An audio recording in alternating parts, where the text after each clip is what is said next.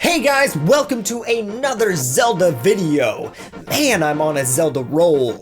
Today we're going to be talking about a few fan-made Zelda games, some that I've recently found while doing research, and some that I really enjoyed while I was a kid.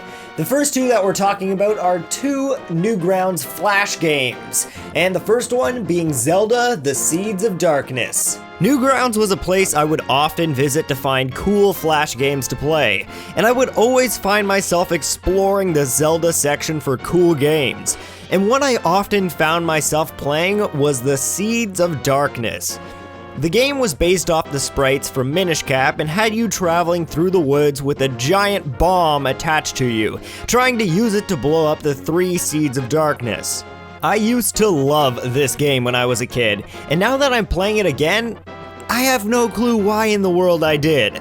This game is literally impossible, and the whole thing is an escort mission.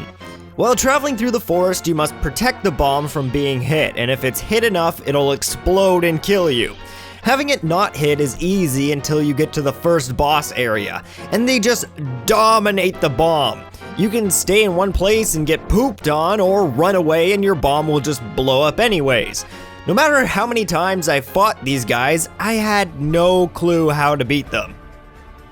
The next game was another that I actually still enjoy today, which revolves around Zelda's known item quests that have you traveling around and exchanging items for items till you get an awesome item at the end, a la the Big Goron sword in Ocarina of Time.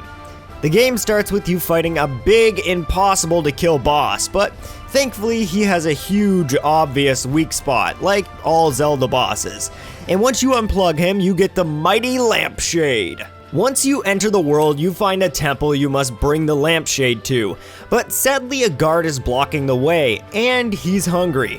So you must get him food, and he gives you money to get the food.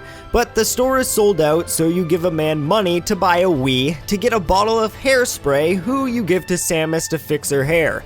And then she gives you a tiny iron you use to kill a man and take his vase.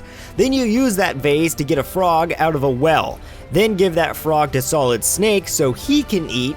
Then he gives you some tiger face paint that Kirby needs, and he'll give you a taser that you use to yet again kill one more guy. And then get a light gun, who you give to Dante from Devil May Cry, who gives you a shovel to get a dead body. Then you can finally take that dead body to the food store so they can make you a hamburger out of it. You can then give it to the guard, who then continues to die. Wow, I just realized you kill a lot of people in this quest line, but it was all worth it, for in the end, you restore the feng shui to the room in the temple. The end. Now, those were just a few games that I enjoyed while I was a kid, and while doing research, I found a lot more, like a two-dimensional Ocarina of Time. Ocarina of Time 2D is a remake of Ocarina of Time in a more two-dimensional style, obviously. Sadly, most of it isn't complete so far, and you can only play up to meeting Princess Zelda for the first time. It plays pretty well though. Some of the enemies do have bad hit detection, and the creator took some weird liberties like Apache helicopters in Hyrule Field. But overall, it looks really cool and plays really well. I would love to see a full version one day. The next two are hacks of Ocarina of Time, known as Zelda's Birthday and Voyager of Time. And man, am I excited to try these. These two are very interesting experiences. But first, let's talk about Zelda's Birthday. It was released on the 10th anniversary of Ocarina of Time to celebrate its release, and I have mixed feelings on it. The game is presented well and everything feels really nice until you get to the first dungeon. Then things start to look like this. Yeah, the first dungeon was kinda weird. It wasn't designed well and the puzzles used were kind of ridiculous. Never mind the monsters you have to fight to win can kill you in 1 or 2 hits. The real killer for the game though was the amount it crashed on me. Almost every time I opened the start menu to change my equipment, if I touched anything before the menu popped up, the game would crash, causing me to lose all of my progress. And you can only save by opening the menu, so I would save constantly. but the huge killer was Hyrule Field. While exploring Hyrule Field, there was a sign that says, "Kill every enemy and get a prize." And oh my god, it's not easy killing all the enemies while the game is lagging and killing the FPS. But I did it, and even got a heart container for it. And you know what I got in return?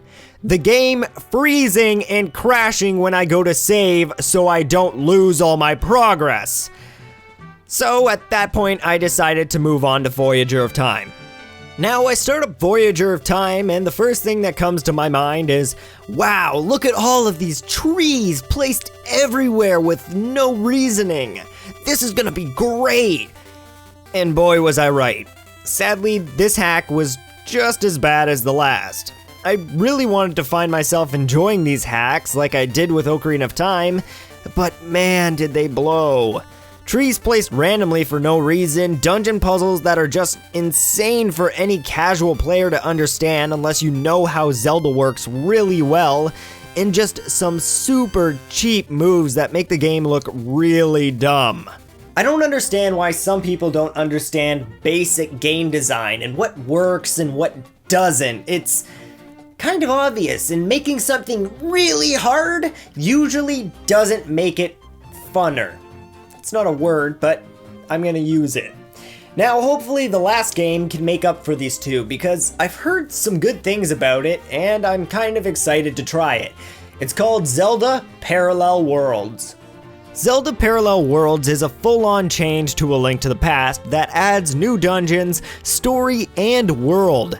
And when I first started it, I was really enjoying it. A new world to explore, a cool atmosphere, and the first dungeon was really interesting, and I loved the design choices for it, but, well, things really took a change after the first dungeon. The game doesn't really give you any help other than, hey, go here. But there's really no obvious way there. At least when Link to the Past told you where to go, you could understand how to get there from the map. But when I look at this, how am I supposed to get there? Because this path doesn't lead there, and this path leads to a dog that kills me in one hit. And this path is blocked off, so you tell me how to get there. And after some research, it seems like I'm not the only person with these issues. Tons of people claim this game is too hard, causes too much backtracking, and just isn't helpful enough when it comes to showing the player what to do. I really wanted to love this game and play it unlike the Zelda hacks for Ocarina of Time, but really what I learned today was leave Zelda to Nintendo, because really, unless you're making a funny parody on Newgrounds, your game is just gonna be a pile of trash. Sorry to anyone who enjoyed these games or spent years making them, but I just can't enjoy them. And if you wish to experience them for yourself, links are in the description. I wish you fun stabbing yourself in the face while trying to figure out how to make the hacks work. I'll see you all in the next video. Or maybe not. I just need to give a big thank you to my Patreon supporters. Without them, this wouldn't be possible, and the support you've given me these past 2 months is great.